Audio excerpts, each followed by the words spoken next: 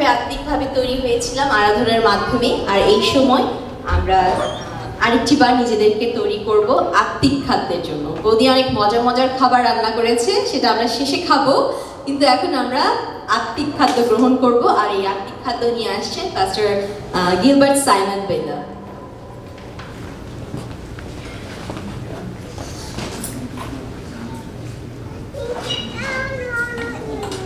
Hallelujah, অসাধারণ presentation. অনেক ধন্যবাদ তালিমদা এবং মোদি এবং খড়গকে। আমরা প্রভুর বাক্যের কাছে যাব, এবং তার আগে আমি আসলে মাথা অবনত করি এবং প্রার্থনা চাই। প্রেমা পিতা, ধন্যবাদ করি, তোমার গৌরব করি তোমার দয়া আশীর্বাদের জন্য। তোমার ধন্যবাদ প্রভু গো, কারণ তুমি মহান, তুমি অদ্বিতীয়, তুমি সুন্দর, শক্তিশালী, আমাদের প্রিয় ত্রাণকর্তা, আমাদের মুক্তির প্রভু। সাধু দাউদের মতো বলতে চাই প্রভু, আমার মুখের বাক্য এবং আমার চিন্তার ধ্যান যেন তোমার দৃষ্টিতে গ্রহণযোগ্য হয় প্রভু। তুমি আমার শৈল, আমার মুক্তিদাতা। আমেন। যে বিষয়টা নিয়ে কথা বলতে চাই, আমি টপিক টাইটেল দিয়েছি faith on flame. Faith on flame, thanks in store. Faith on flame. Flame Bangla হচ্ছে আগুন, আগুনের শিখা, আগুনের শিখার উপরে বিশ্বাস, এবং থ্যাঙ্কস ইন স্টর্ম, এবং ঝড়ের মধ্যে ধন্যবাদ। এবং আমি যদি বোর বাক্য দেখি, এই কথা লেখা হয়েছে ফিলিপিও 4:6-7, কোনো বিষয় ভাবিত হইও না, সর্ববিষয় প্রার্থনা বিনতি দ্বারা ধন্যবাদ সহকারে তোমাদের যাচনা সকল ঈশ্বরকে জ্ঞাত করো, তাহাতে সমস্ত চিন্তার অতীত যে ঈশ্বরের শান্তি তাহা তোমাদের হৃদয় ও মন খ্রিস্ট যিশুতে রক্ষা করিবে। বলেন আমেন। আমেন। একটি প্রশ্ন মাথা দিয়ে ঘুরছিল, আমরা আমাদের দাম্পত্য জীবনে আমরা বিভিন্ন ধরনের সিচুয়েশনের মধ্যে দিয়ে যাই, এবং স্বামী স্ত্রীর একটা সুন্দর কেমিস্ট্রি থাকে। এবং আমি গত রাতে আমার বাবাকে জিজ্ঞেস করতেছিলাম যে, আমার বাবাকে আমি বাবু বলে ডাকি, যে বাবু তুমি বিয়ের পরে মাকে তুমি কি বলে ডাকতা? এখন যখন তারা প্রেম ভালোবাসা করে বিয়ে করে, তখন একটা সুন্দর মিষ্টি নামে সাধারণত স্বামী তার স্ত্রীকে ডাকে এবং স্ত্রী তার স্বামীকে ডাকে। যেটা শোনার পরে আমি দেখতেছি যে অর্পাদি এবং জেমসদের পাশাপাশি বসা, জেমসদের কাশি শুরু হয়ে গেছে। আমি কিন্তু বিষয় সেইটা না, বিষয় হচ্ছে কি, আমি আমার বাবাকে জিজ্ঞেস করলাম যে তুমি বিয়ের পরে মাকে কি বলে ডাকতাম? আমার বাবা বলতেছে আমি তোর মাকে পরিবিবি বলে ডাকতাম। আমি বললাম খুব সুন্দর, পরিবিবি অনেক বড় নাম। এবং আমার প্রশ্ন জানতে ইচ্ছা করে, আমরা আর কে কি নামে ডাকতাম? যদি আমি কিন্তু জানি আসলে কে কি নামে ডাকে, কিন্তু তারপর আমি আপনাদের মুখ থেকে শুনতে চাই। শ্যামলদা, আপনি মৌবৌদিকে কি নামে ডাকতেন? এখনো ডাকেন? মৌটা কি, কারণ কি এটা আমার দেওয়া নাম। আমার এটা ছিল, নাম ছিল ওর হ্যাপি, তো আরেকটা নাম ছিল ডাকনাম মৌ। হ্যাপি নামে সবাই চেনে মৌ। আচ্ছা, মানে ভালোবাসে মৌ নামেই ডাকে, রাইট? আচ্ছা, জীবনে দিয়ে আপনি স্যামসাং দেখে ভালোবাসে কি নামে ডাকেন? মনি। আমি জানি সেটা, মনি। আচ্ছা, এবার আসি দীপদির কাছে। দীপদি, আপনি ভালোবেসে আমাদের স্বপনদের কি বলে ডাকেন? যা। সর্বনাশ, যা। আচ্ছা, মার্টিন বাইডু আছে? মার্টিন বাইডু কই? মার্টিন বাইডু, তুমি তোমার ভালোবাসার মানুষকে কি বলে ডাকো? লজ্জার কিছু নেই বাইডু। পাখি। আচ্ছা, এইবার প্রশ্ন, ডালিমদা, আপনি বৌদিকে কি বলে ডাকেন? জাদু। জাদু। জাদু না? আমি কি কাউকে মিস করতেছি যে আর কে কি বলে ডাকে? গিলবার্ট বলতো। গিলবার্ট বলতে কি বলে ডাকে না? ওইটা তো গোপন থাকে, ওইটা ঠিক আছে। আচ্ছা, আমরা নিজেদেরকে ডাকি মনুজান বলে ডাকি। হ্যাঁ, এটা সবাই সামনে না, কিন্তু প্রাইভেটলি হয়তো বা মনুজান বলে ডাকি। কিন্তু মজা লাগে না একটা নাম যখন একটা প্রাইভেট নামে কেউ কাউকে ডাকে, শুনতে ভালোই লাগে, খারাপ লাগে না। কিন্তু ভালোবাসা থেকে কিভাবে মজার নামগুলো আসে, তাই না? কিন্তু সবচেয়ে মজার বিষয় কি, যারা সুখী দম্পতি তারা সাধারণত একটা কোড নামে তাদের পরিবারের মানুষদেরকে ডাকে, একটা কোড নাম ইউজ করে। এবং বিভিন্ন দেশে, রাইট, আপনারা যদি বারাক ওবামাকে দেখেন, সে তার ওয়াইফকে ডাকে মাই রক বলে। এবং আপনারা যদি প্রিন্স উইলিয়ামকে দেখেন, সে তার কেটকে ডাকে বেবি কিংস এই নামে। এবং ভারতের প্রধানমন্ত্রী আমরা অনেকে জানি যে মোদী সাহেব, তিনি বিবাহ করেন, তার বউ আছে, এবং তার বউকে স্ত্রী যশোদাবেন তার বউর নাম, স্ত্রীর নাম, তিনি তাকে দেবী বলে ডাকেন তার নিজের স্ত্রীকে। একজন ভদ্রলোক ছিলেন, তার নাম হোরাসিও স্প্যাফোর্ড, এবং হোরাসিও স্প্যাফোর্ড তার স্ত্রীকে মাই লাভ বলে ডাকতেন, আমার ভালোবাসা, মাই লাভ, এবং তিনি সম্বোধন করতেন তার স্ত্রীকে মাই লাভ বলে। আমি বিশেষ করি যে আপনি শিকাগোতে ছিলেন এক সময়, রাইট? শিকাগোতে 1871 সালে একটা বড় অগ্নিকাণ্ড হয়। আমরা জানি এটার নামটা কি, এটার নাম হচ্ছে গ্রেট ফায়ার অফ শিকাগো। কিন্তু তার আগে আমরা জানার চেষ্টা করি এই ভদ্রলোক যার কথা আমি বলছি তিনি কে, হোরাসিও স্প্যাফোর্ড কে। আমরা সকলে হয়তো বা জানি না, কিন্তু আমি জানি পিকুলান্টি জানে হোরাসিও স্প্যাফোর্ড কে, আমি জানি দীপ্তেন্টি তিনিও জানে হোরাসিও স্প্যাফোর্ড কে, এবং অনেকে হয়তো বা জানে, অনেকে জানে না। কিন্তু হোরাসিও স্প্যাফোর্ড তিনি একজন বিশ্বাসী ছিলেন। তিনি মেথডিস্ট চার্চে একজন বড় পালক, তার অধীনস্থ একটি কি বলা যায় ডিকন বোর্ড মেম্বার তিনি ছিলেন। আমরা অনেকে ডিএল মুডির নাম শুনেছি। ডিএল মুডি যে মণ্ডলীর পালক ছিলেন, হোরাসিও স্প্যাফোর্ড সেই মণ্ডলী একজন ডিকন ছিলেন। কিন্তু কথা সেইটা না, কথা হচ্ছে হোরাসিও স্প্যাফোর্ড একজন অত্যন্ত ধনী মানুষ ছিলেন। তিনি একজন ব্যবসায়ী ছিলেন, তিনি একটা আইনের লোক ছিলেন, তিনি একজন ব্যারিস্টার ছিলেন, একজন অ্যাটর্নি ছিলেন। তিনি আইন ব্যবসার মাধ্যমে তিনি প্রচুর টাকা ইনকাম করেছিলেন, এবং তিনি চিন্তা করলেন যে আমার সমস্ত ইনকাম, আমার সমস্ত কিছু দিয়ে আমি ব্যবসা করতে চাই, আমার ইনকাম লিমিটেশন আমি আরো বাড়াতে চাই। তিনি সেই সময় শিকাগোতে প্রচুর পরিমাণে ইনভেস্টমেন্ট করলেন। কোথায়? রিয়েল এস্টেটে। কিন্তু 1871 সালে শিকাগোতে ঠিক সেই সময় ব্যাপক অগ্নিকাণ্ড ঘটে, এবং সেই সময় যে সমস্ত রিয়েল এস্টেট ছিল সেই এলাকায়, সেই হোরাসিও স্প্যাফোর্ডের যত বাড়ি ছিল সব পুড়ে ছারখার হয়ে যায়। তিনি তার জীবনের সমস্ত ইনকাম, তার জীবনের সমস্ত কিছু সেখানে ইনভেস্ট করেছে, এবং এক নিমেষে আগুনে সব শেষ। প্রায় 350 মানুষ সেই অগ্নিকাণ্ডে পুড়ে মারা যায়। কিন্তু সৌভাগ্যবশত হোরাসিও স্প্যাফোর্ড এবং তার পরিবার তারা বেঁচে যায়। কথা এখানে শেষ নয়। আমি বলছিলাম অক্টোবর মাসের কথা, 1871 সাল। অক্টোবর মাস যায়, ডিসেম্বর মাসে খবর আসে 1871 সালে হোরাসিও স্প্যাফোর্ডের তার ছেলে, তার 4 মেয়ে এক ছেলে, ছেলের বয়স 4 বছর, এবং একটি জ্বরে, স্কারলেট ফিভার, একটি জ্বরে সেই সন্তান মারা যায়। হোরাসিও স্প্যাফোর্ড সে একজন ভালো মানুষ, সে ঈশ্বরের সাথে তার একটা প্রাইভেট সম্পর্ক আছে। তিনি মণ্ডলীতে একটি ভালো পজিশনে দিয়ে কাজ করেন, এবং তিনি প্রচুর পরিমাণে তিনি দশমাংশ দেন, তিনি মণ্ডলীতে সাপোর্ট করেন। কিন্তু তার পরিবারে এত ঝড় কেন? আগুনে তার সম্পদ নষ্ট, তারপর তার কয়দিন পরে ছেলে মারা গেল জ্বরে। হোরাসিও স্প্যাফোর্ড চিন্তা করলেন কি, একটু টাকা পয়সা জমাই, তারপর একটা চেঞ্জ দরকার, একটু ভ্যাকেশনে যাব। তিনি চিন্তা করলেন শিকাগো থেকে তিনি ইংল্যান্ডে বেড়াইতে যাবেন জাহাজে করে।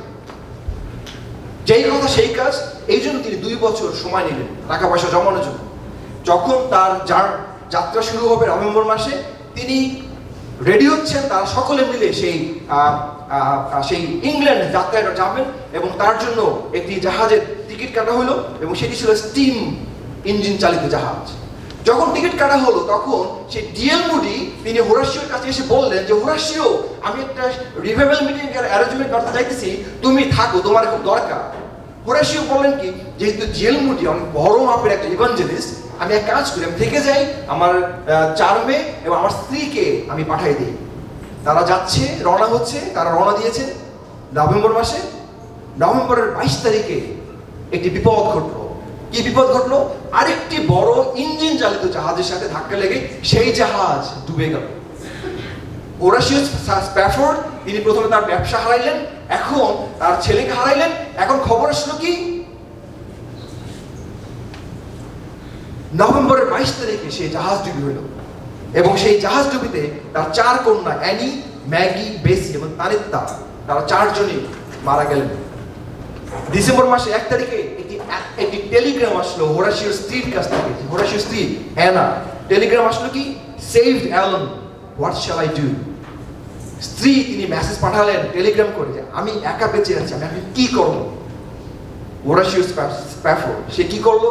তার ব্যবসা হারাইলো, তার ছেলেকে হারাইলো, তার 4টা মেয়েকে হারাইলো। হোরাসিও স্প্যাফোর্ড চিন্তা করলো সে তার স্ত্রীর কাছে যাবে, এবং ডিসেম্বর মাসে 4 তারিখে সে সমুদ্র যাত্রা শুরু করলো। এবং যখন যাচ্ছে সেই সময় কিছুদিন পরে, জার্নির কিছুদিন পরে সেই ক্যাপ্টেন হোরাশিওকে ডাকলো তার কেবিনে, এবং ক্যাপ্টেন ডাকার পরে বললো যে দেখো এই জায়গাটা দেখতেছো, এই জায়গাটা অ্যাক্সিডেন্ট হয়েছিল গত কয়েকদিন আগে, এবং তোমার যে 4টা মেয়ে মারা গেছে না, এই জায়গাটায় মারা গেছে। হোরাশিওর ভিতরে কেমন ফিলিংস কাজ করছিল তখন? হোরাশিওকে ভেঙে চুরে চুরমার হয়ে গেছিল। হোরাশিও করলো কি, সে তার কেবিনে গেল, পরে কাগজ কলম নিল, প্রথমে সে হাঁটু করে বসলো, নিজেকে নত করলো, শক্তি চাইল প্রভুর কাছে। সে বসলো এবং সে একটা গান রচনা করলো, এবং সেই গানটি একটি বিখ্যাত হিম, এখন পর্যন্ত সারা পৃথিবীর মানুষ তারা গায়।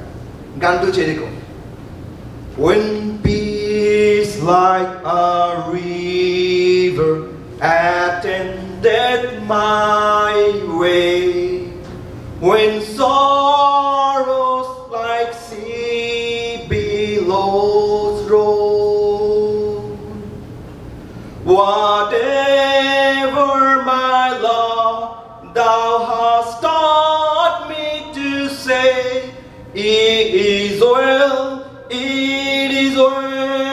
with my soul. কেউ কি বলতে পারবে it is well with my soul? যখন আপনি আপনার ব্যবসা হারাবেন, আপনার ছেলেকে হারাবেন, আপনার 4টা মেয়েকে হারাবেন, হোরাশিও সেই কথা বলেছিল। 1880, আমি বলছিলাম 1873 সালের কথা, যখন সে তার স্ত্রীকে আবার শিকাগোতে নিয়ে আসলো, তখন তারা আবারও চিন্তা করলো তাদের আরো সন্তানাদি নেওয়া দরকার, তারা আরো কিছু সন্তান তাদের ঈশ্বর দিয়েছে। এবং কষ্টের বিষয়টা জানেন, 1880 সালে হোরাশিও 2, তাদের যে আরেকটি ছেলে সন্তান ছিল, সেও 4 বছর বয়সে স্কারলেট ফিভারে মারা গেল। তারপরে হোরাশিও চিন্তা করলেন যে আমি আর এই দেশে থাকবো না, আমি জেরুসালেমে যাব, জেরুসালেমে গিয়ে আমি একটি কলোনি তৈরি করবো, আমেরিকান কলোনি। সেখানে ইহুদিরা আছে, তারা অনেক অরফান ইহুদি আছে, হয়তো বা যুদ্ধের কারণে তাদের বাবা মাকে হারিয়েছে, সেই ইহুদিদেরকে আমি যিশুর কথা, গুড নিউজ আমি সেখানে ডেলিভার করবো। হোরাশিও স্প্যাফোর্ড তার স্ত্রীকে নিয়ে এবং বাকি সন্তানদেরকে নিয়ে সেখানে চলে গেলেন, এবং মৃত্যুর আগের দিন পর্যন্ত সেখানে তিনি মিনিস্টার করেন। আমাদের প্রত্যেকের লাইফে কিছু না কিছু কাহিনী আছে, আমাদের প্রত্যেকের লাইফে কিছু না কিছু ঘটনা আছে, কিন্তু এইরকম দুর্ভাগ্যজনক ঘটনা হয়তো আমাদের লাইফে ঘটে নাই। কিন্তু যদি ঘটে, আজকে আমাদের জীবন, আমাদের দৃষ্টিভঙ্গি কোথায় থাকবে, আমাদের প্ল্যান, আমাদের প্রোগ্রাম কি হবে? আমি চিন্তা করতেছিলাম ডালিমদার কথা। আজকে ডালিমদা তিনি ধন্যবাদের বিষয় পালন করতেছেন, কিন্তু এই ডালিমদা আমি তাকে চিনি বেশি দিন হয় নাই, আসলে আমেরিকা আসার পরে ওনার সাথে আমার অফিসিয়াল পরিচয়। কিন্তু উনি যখন আমেরিকা আসে, উনি কিন্তু মোটামুটি ভালোই কাজ করতেছিল, যখন সেই স্যান ম্যানুয়েলে যে কোনো একটা পজিশন। কিন্তু তার আগে তার যদি কষ্টের জীবনটা দেখতেন, কি পরিমাণে পরিশ্রমের মধ্যে দিয়ে গেছে, যখন একটা চার্চের সাথে ইনভলভ ছিল, কত বিশ্বস্ততার সাথে সেই চার্চে সাহায্য করছে, আপনি কল্পনা করতে পারবেন না একটা মানুষ কত পরিশ্রম করতে পারে। আমি আমার স্ত্রীকে একটা কথা প্রায় বলতাম যে মুনমুন বৌদি 4টার সময় কাজে থেকে আইসা 10টার সময় গির্জায় যায়, তাও গির্জা পরিষ্কার পরিচ্ছন্নতা সাহায্য করে, এবং সানডে স্কুলের সাহায্য করে, এবং পালকের স্ত্রীকে সাহায্য করে 4টার সময় কাজের থেকে আসার পরে। কঠিন, আমরা 4টার সময় কাজের থেকে আসলে পরে বিছানা থেকেই তার আমাদের নামতে বাঁচবে 2টা রেখে। কিন্তু বিশ্বস্ততা, ঈশ্বর আমাদের মন দেখে, ঈশ্বর আমাদের ইন্টেনশন দেখে, রাইট? আমি দেখছি যখন তিনি টেক্সাস তারা চলে যায়, তখন তাদের ফাইন্যান্সিয়াল সিচুয়েশন অনেক ভালো ছিল, কিন্তু যে কোনো কারণে হোক টেক্সাস থেকে আবার ফেরত আসতো। তারপরে কি হলো? আমরা কি জানি যে মুনমুন বৌদি তার গর্ভের সন্তানকে হারিয়েছেন? জানি, মিন্টু কাকা জানে, অনেকে হয়তো বা জানে, কিন্তু কঠিন পরিস্থিতির মধ্যে দিয়ে দাঁড়িয়ে গিয়েছে। তারপরে কি হয়েছে? একটা সময় আসলো, ডালিম ভাই তিনি তার মাকে হারাইলেন। তার কয়েকদিন পরে তার সবচেয়ে প্রিয়, আমাকে বলতো মার্ক আমার সবচেয়ে প্রিয়, আমার ফেভারিট। মার্ক কে? মার্ক তার বোনের জামাই। সেই বয়স আমার বয়সী, ডালিমদার থেকে বয়স হয়তো একটু ছোট, একই বয়স। কিন্তু সেই মার্ক যখন প্রভুতে নির্দিত হলো, তিনি পাগলের মতো হয়ে গেলেন। আমার মাকে যে শুনিস ভালো কথা, কিন্তু মার্ককে কেন নিলা? কঠিন পরিস্থিতি আসে জীবনে, কঠিন সময় আসে জীবনে, কঠিন বাস্তবতা আসে, কিন্তু প্রভু তিনি রচনা করেন অন্যভাবে। তিনি আমরা যেখান থেকে আমরা শেষ দেখি, সেখান থেকে তিনি শুরু করেন, আবার নতুন করে গল্প লেখা শুরু করেন। বলেন আমেন। তারপরে কি হলো? আমি দেখলাম তার জীবনে কি ঘটনা ঘটছে। আপনারা কি দেখছেন আনন্দের ঘটনাই ঘটছে? না, অনেক চ্যালেঞ্জের মধ্যে দিয়ে তার এই পরিবার গিয়েছে, অনেক কষ্টের মধ্যে দিয়ে গেছে। আজকে আমরা ধন্যবাদ দিতেছি, কারণ আমরা ঈশ্বরের বিশ্বস্ততা আমরা স্বীকার করতেছি। এই জন্য একটা সময় গেছে যখন তিনি তার কাজের ক্ষেত্রে সমস্যা, পারিবারিক দিক দিয়ে অনেক চ্যালেঞ্জের মধ্যে দিয়ে গিয়েছেন, কঠিন পরিস্থিতি। আমি সাক্ষী, 10 বছর সাধনা করার পরে, 10 বছর প্রার্থনা করার পরে ডেট আসলো, আজকে আমি অ্যাসাইলাম ইন্টারভিউ দিতে যাবো। গিলবার্ট, আমার জন্য প্রার্থনা করো ভাইডু, আমি অ্যাসাইলাম ইন্টারভিউ দিতে যাচ্ছি। কি হইলো জানেন ঘটনা? কয়জন জানেন? ইন্টারভিউ ক্যান্সেল হয়ে গেছে। যাওয়ার পর জানা গেল, যাওয়ার পর জানলো যে তোমার ইন্টারভিউ ক্যান্সেল হয়ে গিয়েছে। কত চ্যালেঞ্জ থাকতে পারে মানুষের জীবনে। এমনকি আমাদের কেউ কেউ হয়েছে যে আমরা গেছি ইন্টারভিউ দিতে, আমার ইন্টারভিউ ক্যান্সেল হয়ে গেছে, সেখান থেকে আসলো ভেঙে চুরে চুরমা, 9 মাসের মধ্যে আবার রেজাল্ট দিল। কিভাবে রেজাল্ট দিল জানেন? ওইখানে বসে থাকে যে ইন্টারভিউ ছিল, সে নগদে তাকে রেজাল্ট দিয়েছে। ঈশ্বরের খেলা অন্যরকমের, কিন্তু ডিপেন্ড করতেছে আপনার উপরে, আমার উপরে। আমরা আসলে কিভাবে যাই দেখেন, আমরা কি সবসময় ভালোটাই নেব? আমরা কি সবসময় সুন্দরটাই নেব? অবশ্যই সুন্দরটা। ঈশ্বরের প্ল্যান সুন্দর, মধুর, মিষ্টি। আমি যে বিষয়ে কথা বলতে চাই, ঝড়ের মধ্যে প্রদীপ, ঝড়ের মধ্যে প্রদীপ, ঝড়ের মধ্যে আপনার প্রদীপকে আপনাকে রক্ষা করতে হবে। ঝড় আসবে, ঝড় আপনার জীবনে, ঝড় আমার জীবনে, এটা মাস্ট থাকবে। আপনার প্রদীপ, আমার প্রদীপ, আমাদেরকে রক্ষা করতে হবে। প্রথম পয়েন্ট, ধন্যবাদ মনকে ঈশ্বরের দিকে ফিরায়। ধন্যবাদ মনকে ঈশ্বরের দিকে ফিরে। আমরা যদি দেখি প্রথম থিসসলনিকীয় 5:18 পদ, এই কথা বলে সব পরিস্থিতিতে ধন্যবাদ দাও, কারণ এটাই খ্রিস্ট যিশুতে তোমাদের জন্য ঈশ্বরের ইচ্ছা। ঈশ্বর চায় যেন আমরা সব সময় ধন্যবাদ, ধন্যবাদ, ধন্যবাদ, ধন্যবাদ এবং ধন্যবাদ দিই, আর কিছু না। ধন্যবাদ দিলে মন থেকে যে দুঃখ সরে যায় সেটা না, কিন্তু সেইখানে ঈশ্বরের উপস্থিতি আইসা দাঁড়ায়, সেখানে ঈশ্বরের উপস্থিতি চলে আসে। ধন্যবাদ মানে আমাদের জীবনে যে সমস্ত চ্যালেঞ্জ আমরা দেখতেছি, আমাদের জীবনে যে সমস্ত আমরা যা কিছু হারাইতেছি, আমাদের যে ঝড়ের মধ্যে পড়তেছি, শুধু সেইটাকে মনে করা না, কিন্তু ঝড়ের সময় যিশু হাঁটছিল না জলের উপর দিয়া, সেইটা এক্সপিরিয়েন্স করা, সেই অলৌকিক কাজ এক্সপিরিয়েন্স করা, এইটা মানে ধন্যবাদ। হোরাসিও বলে নাই যে আমি সব কিছু হারাইছি, আই লস্ট এভরিথিং। হোরাসিও কি বলছিল? It is well. হোরাসিও বলছিল ইট ইজ ওয়েল। কৃতজ্ঞতা আমাদের হৃদয়কে সুন্দর, আমরা যখন কৃতজ্ঞ চিত্তে আসি আমরা আর সুন্দর হই। ঝড়ের মধ্যে ধন্যবাদ দেওয়ার মতো কিছু না কিছু আমাদের আছে এখন পর্যন্ত। আপনার প্রাণ আছে, আপনার নিঃশ্বাস আছে, আপনি এখন অক্সিজেন নিতে পারেন, আর আপনার জন্য পরিত্রাণ আছে, স্বর্গরাজ্যে যাওয়ার নিশ্চয়তা তখন আছে। আমরা দ্বিতীয় পদে যাই, যে দ্বিতীয় পয়েন্ট, ধন্যবাদ বিশৃঙ্খলার মধ্যে শান্তি আনে। ধন্যবাদ বিশৃঙ্খলার মধ্যে শান্তি আনে। ফিলিপিও পুস্তক 4:6-7 এই কথা বলে, কোনো বিষয় ভাবিত হইও না, সর্ব বিষয় প্রার্থনা ও বিনতি দ্বারা ধন্যবাদ সহকারে তোমাদের যাচনার সকল ঈশ্বরকে জ্ঞাত করো, তাহাতে সমস্ত চিন্তার অতীত যে ঈশ্বরের শান্তি, তাহা তোমাদের হৃদয় মন খ্রিস্ট যিশুতে রক্ষা করিবে। বলেন আমেন। শান্তি মানে ঝড়ের অনুপস্থিতি নয়। আপনি শান্তিতে আছেন তার মানে যে আপনার জীবনে চ্যালেঞ্জ থাকবে না, না। আপনি শান্তিতে আছেন, আপনি যে ভেজালের মধ্যে থাকবেন না, না। শান্তি মানে ঝড়ের মধ্যে যিশুর উপস্থিতি। আপনার জীবনে ঝড় থাকবে এবং তার মধ্যে যিশু থাকবে যখন আমরা ধন্যবাদ দেব। হোরাসিও তিনি তার কন্যাদেরকে ফেরত পায় না, কিন্তু ঈশ্বরের অতুলনীয় শান্তি তিনি পেয়েছিলেন। সন্তানরা মারা যাবার পরেও তিনি মনে শান্তি পেয়েছিলেন। ধন্যবাদ আমাদের মনকে পাহারা দেয়, আমাদের মনকে গার্ড করে। আপনার জীবনে ঝড় যেটাই হোক না কেন, শান্তি আসে একমাত্র কৃতজ্ঞতাকে আপনি। আপনার জীবনে যাই করুক না কেন, পিকুলন দিয়ে একটা কথা বলে, ধন্য যিশু। ঘটে যা ঘটুক বলো ধন্য যিশু, ঠিক আছে? এবং তৃতীয় পয়েন্ট এবং শেষ পয়েন্ট, ধন্যবাদ ঈশ্বরের মহৎ পরিকল্পনার জন্য আমাদেরকে প্রস্তুত করে।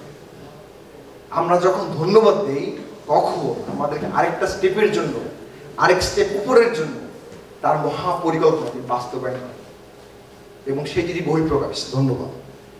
আমরা যদি রোমীয় পুস্তক 8-28 পদ দেখি, কথা লেখা রয়েছে, আর আমরা জানি যাহারা ঈশ্বরকে প্রেম করে, যাহারা তাহার সংকল্প অনুসারে আহত, তাহাদের পক্ষে সকলেই মঙ্গলার্থে একসঙ্গে কার্য করিতেছে।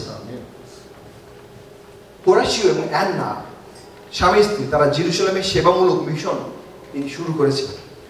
এবং আপনার ঝড়, আপনার জীবনে যে ঝড় ঘটে, ডালিমদের জীবনে যে ঝড় ছিল, সেটা আসলে না গল্প শেষ করে না, সেটা গল্পের শুরু। সেখান থেকেই গল্পের নতুন অধ্যায় শুরু। এবং কৃতজ্ঞতা ব্যথার মধ্যেও ঈশ্বরের উদ্দেশ্যে যে দরজা, সেই দরজা তিনি খুলে দেন। সামান্থা, একটু এখানে আসুন।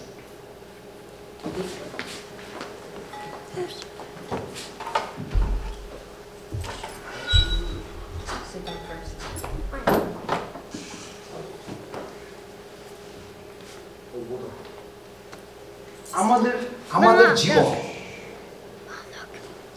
কিসের মধ্যে? আমরা যদি বলি হারিকেন অথবা লণ্ঠন, আমি জানি না কি কি নাম আছে, ল্যান্টার্ন, আমরা কি কি নামে বলতে পারি জানি না, কিন্তু আমরা জানি এটা কিসের জন্য আমরা ব্যবহার করি, রাইট? একটা কারণ আমাদের আছে। এই মুহূর্তে এটার মধ্যে পর্যাপ্ত পরিমাণে কেরোসিন তেল নাই, যার ফলে আমি এটা জ্বালাতে পারছি না, কিন্তু আমি এইটার যে ব্যবহার, এইটা আমি মোমবাতি এবং সামান্তার হাতে যে গ্লাসটা আছে সেটা দিয়ে আমি দেখাবো। কিন্তু আসলে আমাদের ভিতরে যে ফ্লেম, সেই ফ্লেমকে আমরা কিভাবে রক্ষা করব? আমাদের ভিতরে যে শিখা, আগুনের যে শিখা, এই শিখা আমার আপনার জীবনের বিশ্বাস। কিন্তু বিশ্বাস কিভাবে থাকবে যদি শিখা আমরা জ্বালাই? আমরা যদি শিখা জ্বালাই, বিশ্বাস কিভাবে থাকবে? এবং আমাদের জীবনে শিখা আসবে এবং আমাদের জীবনে আমাদের বিশ্বাস থাকবে, কিন্তু আমাদের জীবনে ঝড়ও তো আসবে, তাই না? এই যে ফ্যানটা দেখতেছেন এখানে, এই ফ্যানটা রিপ্রেজেন্ট করে ঝড়, আমাদের জীবনের ঝড়। আমাদের চলার পথে আমাদের ঝড় আসবে, কিন্তু যখন ঝড় আসবে দূর থেকে আসবে, হয়তো বা শিক্ষাটা কিছুই হবে না, কিন্তু ঝড় তো একসময় কাছে আসবে, নিবু নিবু করবে, নিবু নিবু করবে, নিবু নিবু করবে। যদি কাছে যাই নিভে যাবে, একটা সময় নিভে যাবে। তা আমাদের বিশ্বাস কি নিভে যাবে? কিন্তু আমাদের বিশ্বাসকে যদি আমরা চিরস্থায়ী করতে চাই, আমাদেরকে ধন্যবাদ দিতে হবে। আমাদের ধন্যবাদের হৃদয় নিয়ে প্রভুর কাছে আসতে হবে। আমাদের ধন্যবাদের হৃদয় নিয়ে যিশুর গৌরব গান করতে হবে। আমরা কিভাবে আমাদের সেই বিশ্বাসের হৃদয়কে আমরা শক্তিশালী করতে পারি? ধন্যবাদের মাধ্যমে। আপনারা দেখতে পাচ্ছেন এখানে কাঁচ, রাইট? এখন আমি যদি এই কাঁচটি হচ্ছে এই গ্লাসটি হচ্ছে আমাদের শিল্ড, এটি রক্ষা করে আমাদের বিশ্বাসকে বাইরের বাতাস থেকে রক্ষা করে, আমাদের হৃদয়কে বিভিন্ন ঝড় থেকে রক্ষা করতে। এই কাজটি হচ্ছে ধন্যবাদ, এবং ঝড়ের মধ্যে এইটি আমাদেরকে রক্ষা করতে হবে, রাইট? আমরা যদি রাখি এটা নিই ভিতরের দিকে, আর আমরা যদি এখন জ্বালাই আগুন, আমরা দেখতেছি আগুন জ্বলছে, রাইট? এখন আমরা ধন্যবাদ দিয়ে আমরা শিল তৈরি করেছি, আমরা একটি ব্যারিয়ার তৈরি করেছি, একটি ওয়াল তৈরি করেছি। এখন আমাদের জীবনে যতই ঝড় আসুক না কেন, যত ঝড় আসুক না কেন, আমাদের বাতি, আমাদের শিখা আর নেবে না। কেন? আমরা ইতিমধ্যে প্রোটেক্টেড। কিভাবে প্রোটেক্টেড? ধন্যবাদের মাধ্যমে। শুধুমাত্র যখন আপনি ধন্যবাদ দেবেন, তখন ঈশ্বর এটা অদৃশ্য প্রোটেকশন আপনার জন্য রেডি রাখবে, এবং তিনি আপনাকে তার গৌরবের শেষ পর্যায়ে তিনি নিয়ে যাবেন। সামান্ত অনেক ধন্যবাদ। আমরা আমাদের পরিচর্যা আজকে শেষ পর্যায়ে চলে আসছি। হোরেশিয়াস স্প্যাফোর্ড তিনি লিখেছিলেন, it is well with my heart. কিন্তু আমি জানি না রেভারেন্ড স্মিথ অধিকারী তিনি কি উপলক্ষে লিখেছিলেন যে দুঃখ ছিল, ব্যথা ছিল, ছিল বন্ধু আরো ছিল, কিন্তু তোমার পরশ নিয়ে শান্তি দিল। আজকে এই গান এই পরিবারের গান, এই গান আমাদের প্রত্যেকের জীবনের গান। আসুন আমরা সকল উঠে দাঁড়াই। ডালিম দা আপনি আরেকবার আসবেন। আসুন আমরা এই গান দিয়ে আজকে আমাদের এই প্রথম পার্ট, আমাদের পরিচর্যার পার্ট আমরা শেষ করি।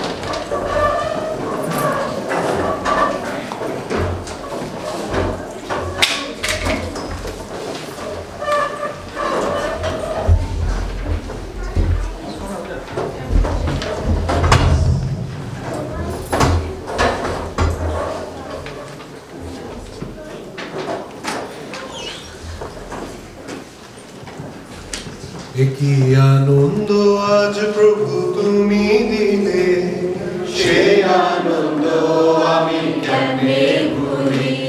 কি আনন্দ আজ, দুঃখ ছিল, ব্যথা ছিল, ছিল বন্ধু আরো ছিল, দুঃখ ছিল, ব্যথা ছিল, ছিল আরো ছিল, তোমার পরশ এনে দিল, তোমার পরশ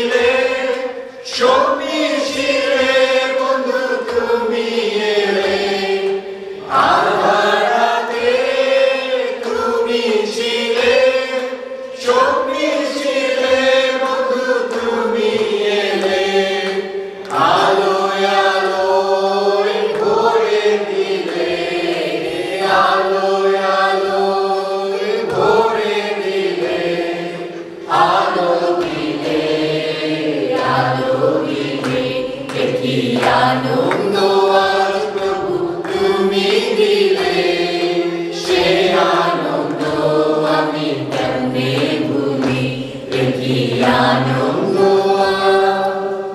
আর আমি এই সময় অনুরোধ করব যে মুনমুন বৌদি আপনি সামনে আসেন, আর স্বর্গ সবাই মিলে একসাথে দাঁড়াও। আর আমরা এক কাজ করি, আমরা সকলেই তাদের দিকে হাত বাড়াই দিই, আমরা তাদের কাছে আশীর্বাদ করি, এবং যেন ঈশ্বরের মহা ফেভার, বিশেষ অনুগ্রহ যেন তাদের জীবনের শেষ দিন পর্যন্ত সঙ্গে সঙ্গে। আসুন আমরা সকলে হাত বাড়াই দিই। হালেলুয়া। প্রেমময় পিতা, তোমার পবিত্র আরেকবার ধন্যবাদ করি, তোমার গৌরব করি, তোমার সমস্ত দয়া, আশীর্বাদ, অনুগ্রহ, ভালোবাসার জন্য তোমার ধন্যবাদ প্রভু। আজকের এই দিনের জন্য প্রভু গো, সেই হোরাসিও স্প্যাফোর্ডের জীবনে যেরকম আপস অ্যান্ড ডাউন ছিল, আমি ডালিমদার জীবনে দেখেছি প্রভু, অনেক কঠিন চ্যালেঞ্জের মধ্যে দিয়ে তুমি তাকে এই পর্যন্ত নিয়ে আসছো প্রভু।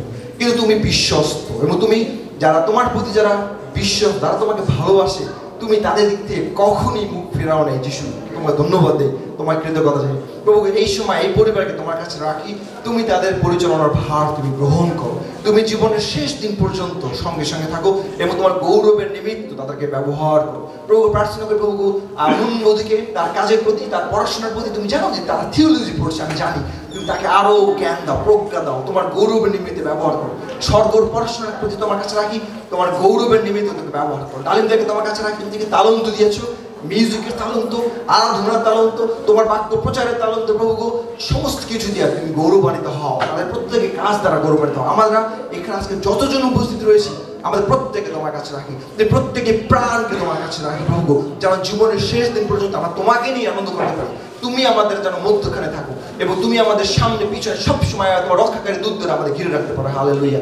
আমাদের এই অনুষ্ঠানের শেষ পর্যন্ত তোমার উপস্থিতির জন্য আমরা বিনতি প্রার্থনা করি, সঙ্গে থাকো, সঙ্গে চলো, এই প্রার্থনা করি আমাদের ত্রাণকর্তা মুক্তি দাতা প্রভু যীশু খ্রিস্টের নামে, আমেন। আসুন আমরা আসন গ্রহণ করি। ধন্যবাদ দিই ঈশ্বর পাস্টর গিলবার্টের মাধ্যমে বাহক হিসাবে এই সুন্দর বাক্য পাঠিয়েছেন, যেন আমরা আমাদের জীবনকেও শত ঝড়ের মাঝেও আমরা ঈশ্বরের বিশ্বস্ত থাকতে পারি এবং ঈশ্বরের গৌরব করতে পারি। আর এই সময়